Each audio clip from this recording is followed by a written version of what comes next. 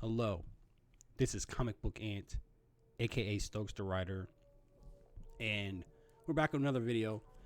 Essentially, we're going to talk about why Homelander works as a character and why Superman doesn't for some people, even though they have essentially the same power set. They do have the same power set.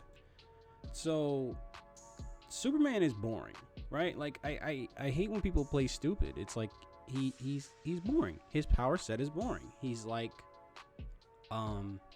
he doesn't have a lot of personality flaws.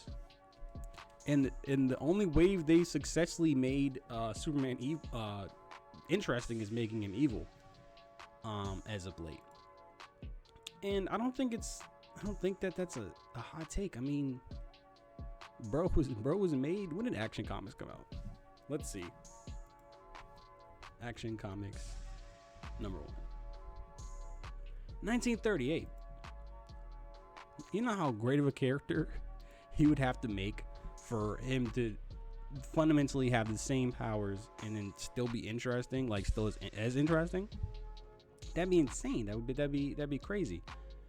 So, and then there's also the kryptonite thing. So essentially, the only way to make Superman vulnerable is through kryptonite. It's kind of played out. I mean, we things have taken inspiration from Superman and improved upon the formula, and that's okay. I hate this idea that we can't.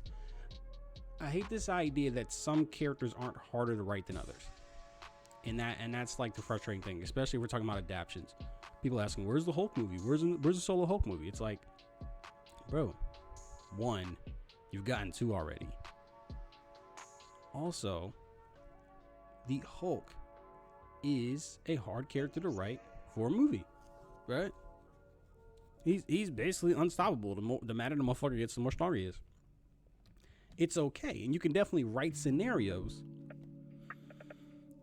You can write scenarios that are interesting for him 100%, but it's still a challenge. It's still hard to write a altruistic Superman and write a good story. It just is. And the reason why we're talking about, I was talking about this and I was like, yeah, people think Superman is boring. I think Superman is boring. I've thought Superman was boring since I was a kid, since I was a child. You know what I'm saying? And just for the reasons I mentioned, like what was Superman 60 years old at that point? I don't think even as a kid I was wrong. I think I was spitting even back then. So characters being vulnerable is what makes them interesting. And if your Superman is altruistic and he's not around kryptonite, he has essentially no personality flaws and he can't be beaten, or he has this power set that he can work out of any scenario. That's the reason why people find Batman more interesting. And even Batman I kind of find boring sometimes, like the animated series. I was like, he's gonna win. I mean, what's the shit though? Prep time. But even that, it's more creative to see him get out of these scenarios. Him, or I'm saying, like Green Lantern, Aquaman, their power set is more specific, so that things are just more interesting because you're trying to see what they're gonna do and break out of. And Superman can also work on a team 100%. I mean, he was fantastic on the Justice League show, so you can do a lot with the character 100%. But again, the thing that makes characters interesting is them being vulnerable, and Superman is not a vulnerable character 9 times out of 10. And again, somebody wants to come around, like a great writer wants to come through and make a great Superman story. I think one thing that people do is they show how hard it is to be Superman. They show how hard it is to be this icon, and he can't save everybody. He's gonna try, but he can't save everybody. His family makes him vulnerable. Those are all great things to do. You know what I'm saying? Those are all great plot points. But again, it's very specific storytelling, and you need a very special writer to get that across. Meanwhile, like how many people have written Batman, you know what I'm saying, like and done a good job, you know what I'm saying? It's just easier. It's easier to write Batman than Superman. Let's not play dumb. That brings us to Homelander. I was talking to somebody, I forgot who it was, and I said, yeah, Superman is boring. I said it, and they said it's Homelander boring. And I said Homelander's power set is very boring. It's extremely boring. Yes. It's extremely boring. What they do in The Boys that makes him interesting. And you can also say this for Omni-Man, for Invincible.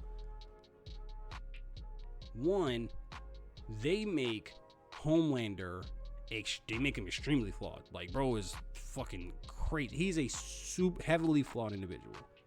He is oftentimes vulnerable, right? Like in really funny ways a lot of the times. You know, the whole breastfeeding thing, which is fucking crazy.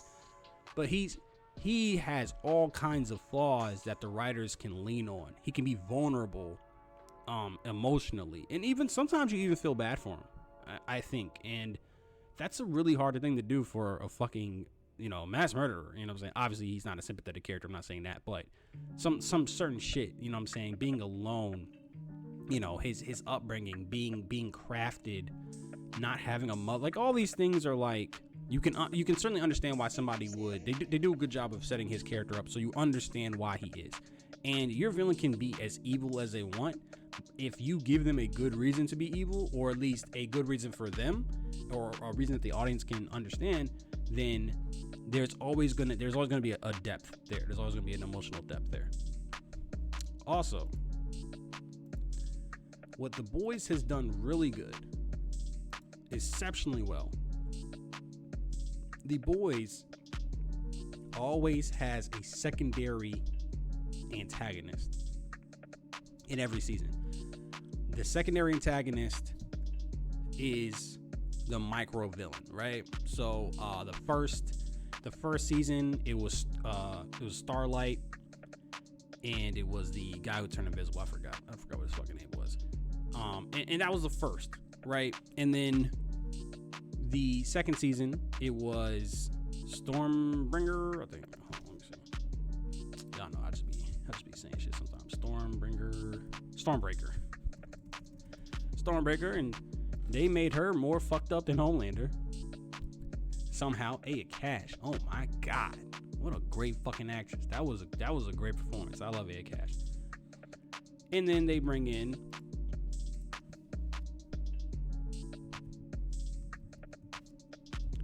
Soldier Boy.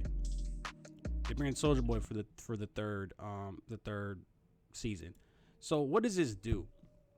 What this does is you still have the threat of Homelander. Homelander always has a presence, and he always motivates the plot, but he's not the primary, and he's not the main goal a lot of the times. You're focused on the secondary protagonist, and what that does, it keeps things fun. The power sets can be switched up and varied. These aren't super powered. They're super powered, but they're not Homelander. And this is also part of the reason why I am curious how many more seasons of The Boys they can do, because I think The Boys is the best written show on television. 100%. Just speaking about being vulnerable, like this right here, you know what I'm saying? Like, he just,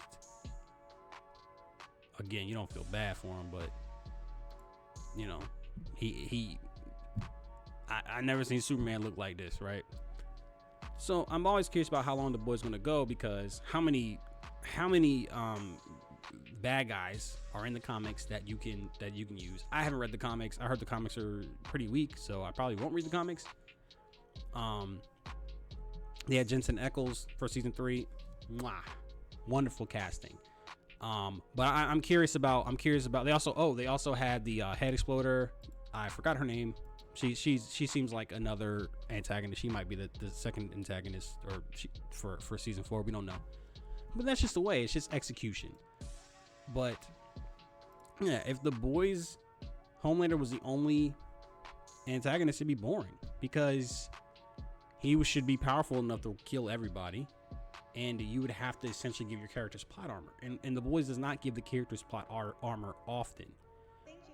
They often find clever ways to have those characters come out of the situations. Again, Soldier Boy is not as strong as Homelander, right? He doesn't have the super hair and the super speed, so he's not as scary. Stormbreaker, is certainly intimidating, but is not Homelander level of strength.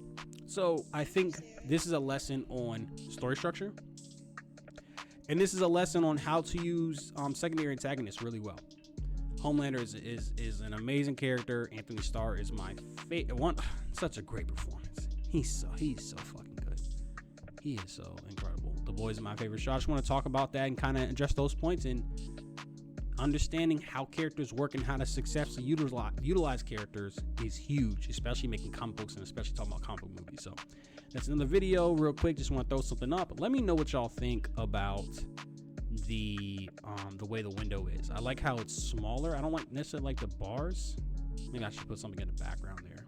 I don't like the little bars, but the camera looks a lot better to me. So I might stick with this. Let me know what you think. But all right, guys, take it easy. Thank you so much for watching. Make sure to like and subscribe. Fucking Christ. Like, share, and subscribe. All right, talk to you later.